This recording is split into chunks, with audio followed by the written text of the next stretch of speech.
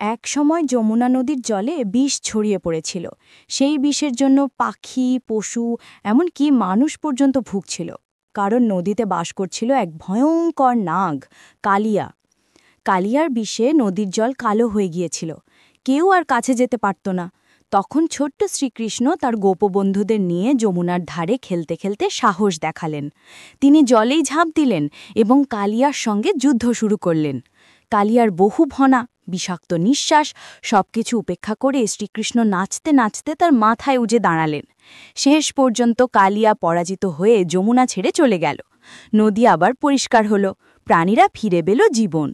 শ্রীকৃষ্ণ দেখালেন, সাহস, বুদ্ধি আর ধর্মের পথে থাকলে অশুভ শক্তিও হার মানে।